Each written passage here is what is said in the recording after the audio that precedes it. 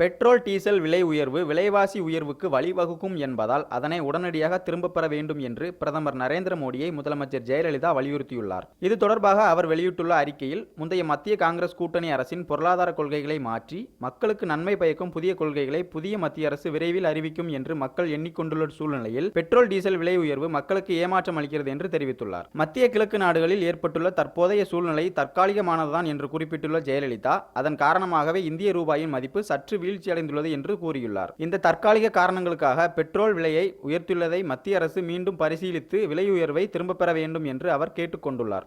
இந்த விலை உயர்வின் காரணமாக அத்தியாவசிய பொருட்களின் விலைகளும் உயரும் அபாயம் ஏற்பட்டுள்ளது என்று முதலமைச்சர் ஜெயலலிதா எச்சரித்துள்ளார். புதிய பெட்ரோல் டீசல் விலை நிர்ணய கொள்கையை மத்திய அரசு விரைந்து அறிவிக்க வேண்டும் என்றும் அவர் கேட்டுக்கொண்டுள்ளார். அப்போதுதான் பெட்ரோலிய பொருட்கள் விலையை கட்டுப்படுத்த இயலும் என்றும் விலைவாசி ஏற்றத்தையும் கட்டுப்படுத்த முடியும் என்றும் ஜெயலலிதா தனது அறிக்கையில் தெரிவித்துள்ளார். மக்களவைத் தேர்தலில் உத்தரப்பிரதேச மாநிலம் வாரணாசியில் பிரதமர் நரேந்திர மோடி பெற்ற வெற்றியை எதிர்த்து அலகாபாத் உயர்நீதிமன்றத்தில் வழக்கு தொடரப்பட்டுள்ளது. வாரணாசியில் மோடியை எதிர்த்து போட்டியிட்ட காங்கிரஸ் வேட்பாளர் அஜய் ராய் இந்த மனு தாக்கல் செய்துள்ளார். உச்சநீதிமன்ற விதிமுறைகளை பின்பற்றாமல் தேர்தல் பிரமாண பத்திரத்தில் தனது மனைவியின் வருமான விவரங்கள் மற்றும் பான் கார்டு குறித்த தகவல்களை நரேந்திர மோடி அளிக்கவில்லை என்று அந்த மனுவில் அஜய் ராய் குறிப்பிட்டுள்ளார். மோடியின் பரப்புரைக்காக கோடிக்கணக்கான ரூபாய் செலவிடப்பட்டுள்ளதாகவும் அவர் தனது மனுவில் தெரிவித்துள்ளார். பாஜக தலைவர்கள் பலர் வாரணாசியில் நீண்ட நாட்கள் சொகுசு விடுதிகளில் தங்கி தேர்தல் பணிகளை செய்ததாகவும் மோடியின் பெயர் மற்றும் உருவம் பதித்த பனியன்கள் தொப்பிகள் விநியோகிக்கப்பட்டதாகவும் அஜய் ராய் தெரிவித்துள்ளார். அலகாபாத் உயர்நீதிமன்ற தலைமை நீதிபதி முன்பு இந்த மனு விசாரணைக்கு வரும் என எதிர்பார்க்கப்படுகிறது. சென்னை மவுலிவாக்கம் கட்டட விபத்தில் ஈடுபாடுகளுக்குள் சிக்கி உயிரிழந்தவர்களின் எண்ணிக்கை 26ஆக உயர்ந்துள்ளது. சென்னை போரூர் அருகே மவுலிவாக்கத்தில் இருந்த 11 மாடி கட்டடம் ஒன்று கடந்த சில தினங்களுக்கு முன்பு எதிர்பாராத விதமாக இடிந்து விழுந்தது. இதில் கட்டடத்தில் இருந்த சுமார் 50க்கும் மேற்பட்டோர் ஈடுபாடுகளுக்குள் சிக்கிக் கொண்டனர். இதனையடுத்து கட்டடத்தில் சிக்கிக் கொண்டோரை மீட்கும் பணியில் மீட்புக் குழுவினர் ஏராளமானோர் ஈடுபட்டு வருகின்றனர். இதுவரை பலர் காயங்களுடன் மீட்கப்பட்டு மருத்துவமனையில் சிகிச்சைக்காக அனுமதிக்கப்பட்டுள்ளனர். மேலும் பலர் உயிரிழந்த நிலையில் மீட்கப்பட்டு வருகின்றனர். இந்த நிலையில் கட்டட ஈடுபாடுகளுக்குள் சிக்கி உயிரிழந்தோரின் எண்ணிக்கை 26ஆக உயர்ந்துள்ளது. பலர் உயிருடன் மீட்கப்பட்டு மருத்துவமனையில் சிகிச்சை பலனின்றி உயிரிழந்தது குறிப்பிடத்தக்கது. வெளிநாட்டு சிறைகளில் வாடும் மீனவர்களை விடுதலை செய்ய மத்திய மாநில அரசுகள் நடவடிக்கை மேற்கொள்ள வேண்டும் என்பன உள்ளிட்ட பல்வேறு கோரிக்கைகளை வலியுறுத்தி நாகர்கோவில் மாவட்ட ஆட்சியர் வளாகத்தில் மீனவ பெண்கள் பேரவையினர் ஆர்ப்பாட்டத்தில் ஈடுபட்டனர். கன்னியாகுமரி மாவட்டத்தைச் சேர்ந்த அக்கறை மீனவ பெண்கள் பேரவையினர் நடத்திய இந்த ஆர்ப்பாட்டத்தில் அந்த அமைப்பைச் சேர்ந்த ஏராளமானோர் கலந்து கொண்டனர்.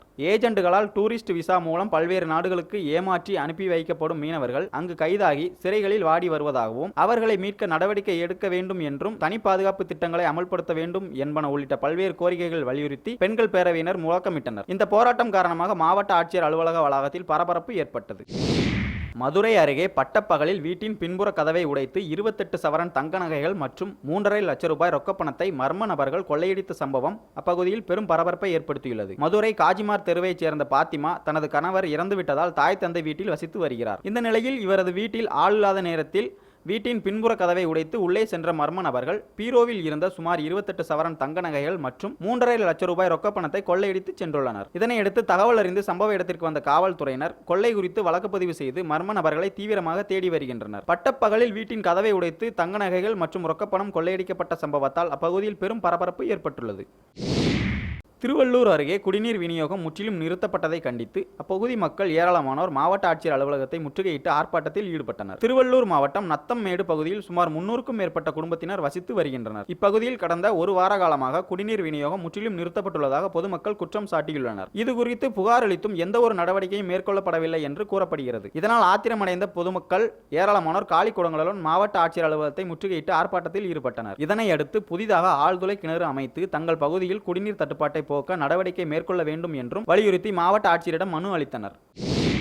பிரசித்தி பெற்ற சுற்றுலா தலமான கொடைக்கானலில் பரவலான மழை பெய்துள்ளதால் சுற்றுலா பயணிகள் மகிழ்ச்சி அடைந்துள்ளனர். திண்டுக்கல் மாவட்டம் கொடைக்கானலில் ஜூன் மாதம் முதல் பருவமழை பெய்வது வழக்கம். கடந்த சில ஆண்டுகளாக பருவநிலை மாற்றம் காரணமாக மழை பொய்த்து வந்தது. இந்த ஆண்டும் மழை பெய்யாததால் சுற்று வட்டார பகுதிகளில் குடிநீர் தட்டுப்பாடு ஏற்படும் அபாயம் ஏற்பட்டது. இந்த நிலையில் கடந்த சில தினங்களாக வானம் மேகமூட்டத்துடனும் இரவில் குளிர்ச்சியான சூழலும் நிலவி வந்தது. இதனால் சுற்றுலா பயணிகள் ஏராளமானோர் குடும்பத்துடன் கொடைக்கானலுக்கு படையெடுக்க தொடங்கினர். இந்த நிலையில் எதிர்பாராத விதமாக கொடைக்கானல் மற்றும் அதன் சுற்றுவட்டார பகுதிகளில் பரவலாக மழை பெய்துள்ளது. இதனால் குளிர்ச்சியான சூழ்நிலை நிலவுவதால் சுற்றுலா பயணிகள் மிகுந்த மகிழ்ச்சி அடைந்துள்ளனர். மேலும் மழை பெய்துள்ளதால் நிலத்தடி நீர் அதிகரித்து குடிநீர் தட்டுப்பாடு நீங்கும் சூழல் ஏற்பட்டுள்ளதால் பொதுமக்கள் மிகுந்த மகிழ்ச்சி அடைந்துள்ளனர்.